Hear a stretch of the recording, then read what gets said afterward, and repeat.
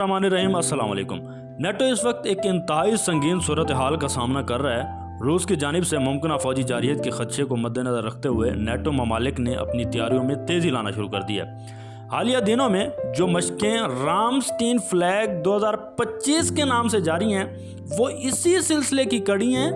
یہ مشقیں مارچ کے آخر سے نیدرلینڈز میں لیورڈن ایئر بیس کے قریب جاری ہیں، جن میں 100 سے زائد جنگی طیارے شامل ہیں، جن میں F-35 F-18 ڈرونز اور ہیلی کاپٹر شامل ہیں۔ ان مشقوں کا مقصد ممکنہ فضائی حملوں کو روکنا اور دشمن کے فضائی دفاعی نظام کو تباہ کرنا ہے۔ نیٹو کا یہ قدم اس بات کی تصدیق ہے کہ اتحاد کے ممالک کی فضائیہ باہم مربوط اور مؤثر انداز میں کام کرنے کے قابل ہے، چاہے وہ یورپ کے کسی بھی حصے میں تعینات ہو۔ امریکہ فضائیہ کے جنرل جیمز ہیکر کے مطابق یہ مشقیں روس کے لیے ایک سگنل بھی ہیں کہ نیٹو کسی بھی حملے کے لیے تیار ہے۔ ایک بات اچھی طرح سمجھ لیں، نیٹو جسے دنیا دفاعی اتحاد سمجھتی ہے آج خود ایک جارح قوت بن چکا ہے۔ مشقوں کے نام پر لاکھوں فوجی، ہزاروں طیارے اور مہلک ہتھیار یورپ کے گرد جمع کیے جا رہے ہیں۔ یہ وہی نیٹو ہے جو ماضی میں افغانستان، لیبیا اور عراق جیسے ممالک میں تباہی مچا چکا ہے اور اب روس کی سرحدوں پر آ کر اپنی طاقت کا مظاہرہ کر رہا ہے۔ روس جو برسوں سے اپنی خود مختاری اور سلامتی کے دفاع میں کھڑا ہے، آج مغربی میڈیا کی آنکھوں میں مجرم ٹھہرا ہے۔ لیکن کیا صرف اس لیے کہ وہ اپنی سرزمین کی حفاظت چاہتا ہے؟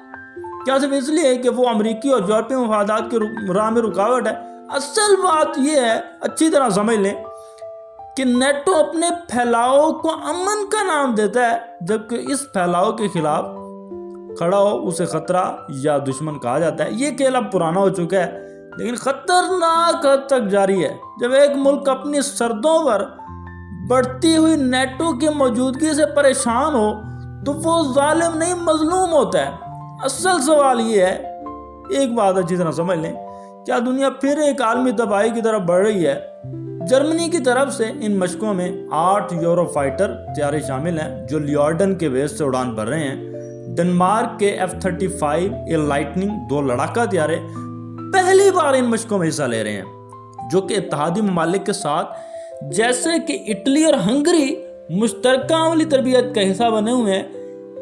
اس مشق میں مختلف ممالک کی شمولیت یہ ظاہر کرتی ہے کہ نیٹو اتحاد مکمل طور پر فعال اور متحد ہے۔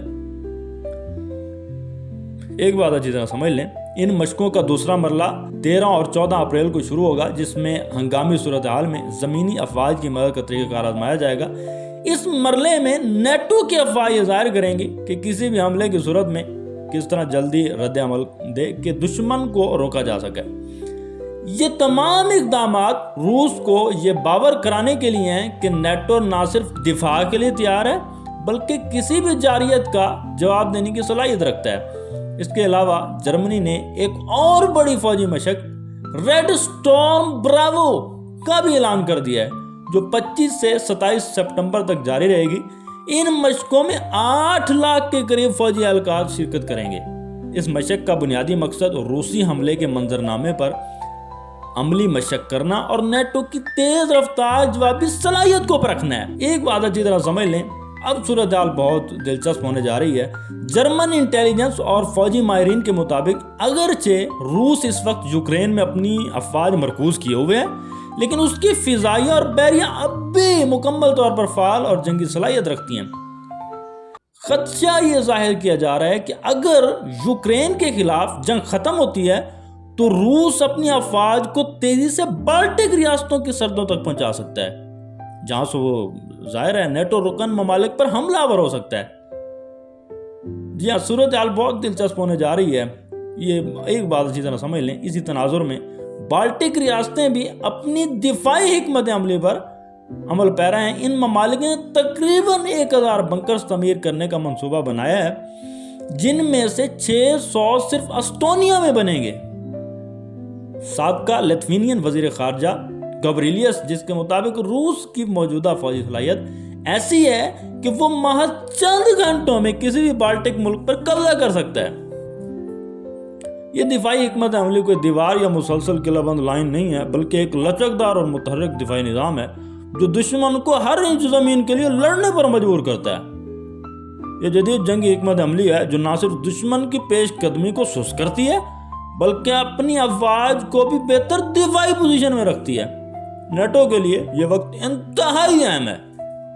یہ تمام مشقیں اور دفاعی اقدامات نہ صرف اتحادیوں کے درمیان ہم آہنگی پیدا کر رہے ہیں بلکہ دشمن کے لیے پیغام بھی ہے، کوئی بھی مہم جوئی اسے مہنگی پڑ سکتی ہے۔ یورپ کی سلامتی کے لیے ان مشقوں کی کامیابی ایک سنگ میل کی حیثیت رکھتی ہے۔ نیٹو کی مشقیں اشتعال انگیزی کے مترادف ہیں۔ وہ بارہا کہہ چکا ہے کہ نیٹو کا پھیلاؤ دراصل روس کی قومی سلامتی کے لیے خطرہ ہے، لیکن مغربی ممالک خصوصاً امریکہ روس کے ان خدشات کو سازش یا جواز کے طور پر پیش کرتے ہیں۔ یہ دونوں معیار ایک بڑی عالمی غلط فہمی کو جنم دے رہا ہے جس میں مظلوم کو ظالم اور دفاع کو جارحیت کہا جا رہا ہے۔ یوکرین کی جنگ کو نیٹو اور مغربی ممالک نے صرف ایک روسی جارحیت کے طور پر پیش کیا ہے، لیکن یہ نہیں بتایا کہ کس طرح نیٹو نے برسوں سے یوکرین کو عسکری طور پر مضبوط کرنے کی کوشش کی۔